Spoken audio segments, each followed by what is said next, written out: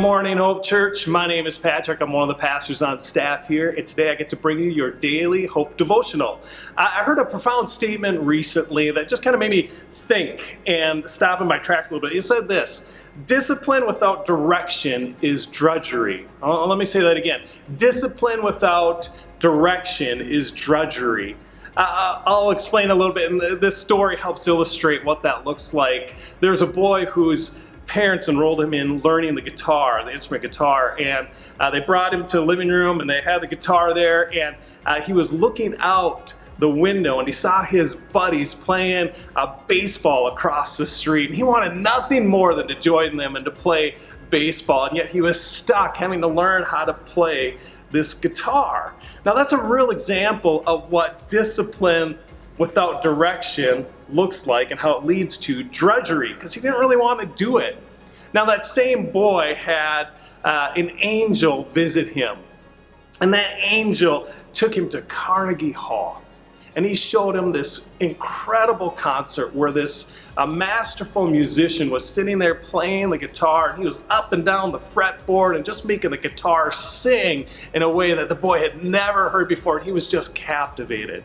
Well, that angel brought that boy back to the living room, and he asked, "What did you think of that man playing the guitar?" And the boy just said, "Wow, that was amazing."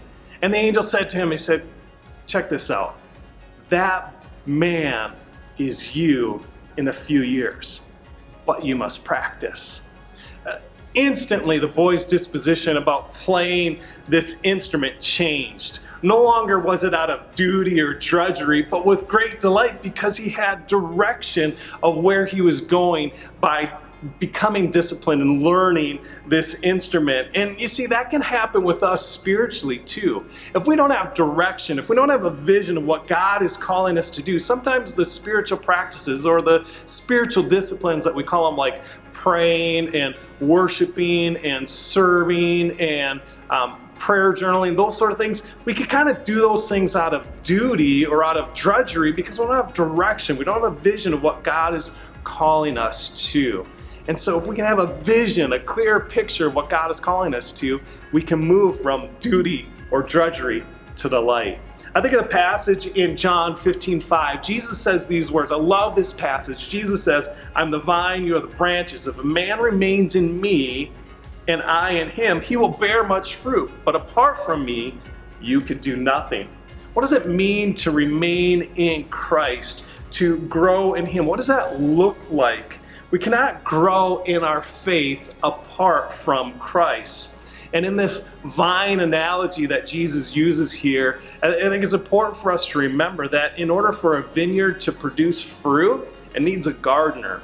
And sometimes the gardener has to do things like prune the vine. Now, I like hearing about producing fruit and remaining in Christ and all those things. Sometimes I don't like to hear about the pruning part. That seems more discipline, and that can create a sense of duty more than anything. But sometimes God allows us to go through that pruning process to produce a greater fruit. Maybe this season is a time for you where you feel like God has taken away some things, and it feels more like he's pruning you. May you be reminded and have a clear vision that the gardener prunes to produce fruit. Maybe this season is a time to set new patterns, new rhythms in your life where you get to grow spiritually because you have a vision of what God is calling you to. Lord bless you as you continue to seek him.